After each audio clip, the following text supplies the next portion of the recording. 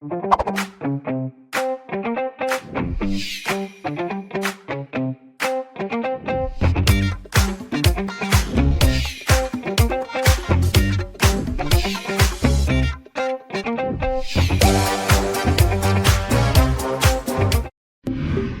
there!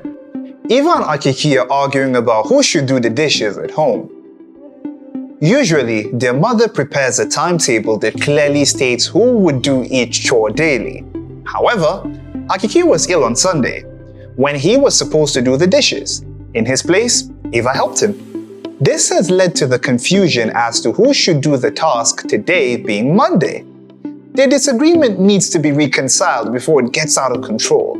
We wouldn't want them to get into any fights.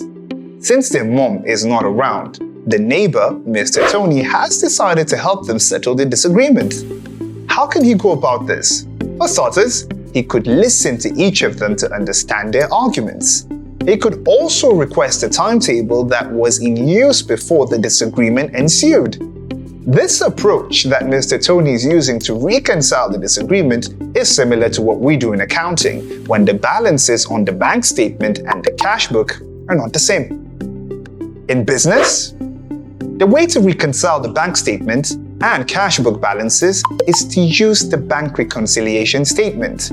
In other words, a bank reconciliation statement is a statement that is prepared to reconcile the disagreement between the cash book and the bank statement. A bank reconciliation statement may be prepared in two ways. One is by preparing only a bank reconciliation statement. The other is adjusting the cash book and preparing a bank statement using the balance on the adjusted cash book. We'll concentrate on the method of preparing only the bank reconciliation statement in this lesson. So, recall that Mr. Tony first listened to Eva before listening to Akiki when reconciling their differences. He also could have chosen to listen to Akiki first. This approach is done to individually understand each party and move on to reconcile the differences. This approach is similar to what is done when we prepare bank reconciliation statements. We can decide to start the statement with the balance shown on the cash book and then work downwards to the balance shown on the bank statement. Under this format, items that would reduce the balance of the cash book in comparison to the bank statement would be added back to the cash book balance. An example is unpresented checks. Remember, these are checks that a business has paid out, but the vendors who were paid have not withdrawn the cash from the bank. This situation would make the balance on the cash book lower than the balance on the bank statement. Hence, it would need to be added. Another item that would reduce the balance of the cash book in comparison to the bank statement could be dividends. Dividends that were paid directly into the bank account of the business, which the business has not yet recorded in the cash book. This would make the balance on the cash book lower than the balance on the bank statement and would therefore be added to the balance on the cash book. Other items that could make the cash book balance lower than the balance on the bank statement include credit transfers and undercasting errors. Now, I will not bore you with these since they have been described in detail in our earlier lesson. Regardless, these items must all be added to the balance as per the cash book during reconciliation. On the other hand though, items that would make the balance on the cash book greater than the balance as per the bank statement would need to be deducted. An example is an error made while posting to the cash book.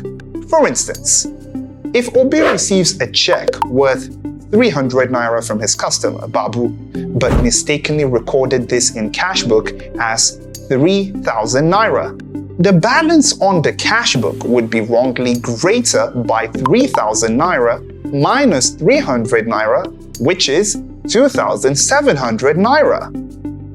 This is an overcasting error and would need to be deducted while preparing the bank reconciliation statement. Other items that would need to be deducted include uncredited checks, standing orders, and dishonored checks. These were discussed in an earlier lesson as well. After doing all of these, the balance arrived at would be the same as the balance on the bank statement.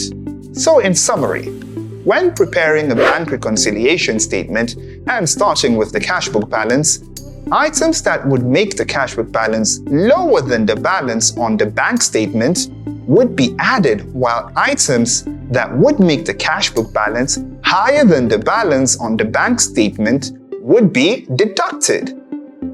The result of these would equal the balance as per the bank statement.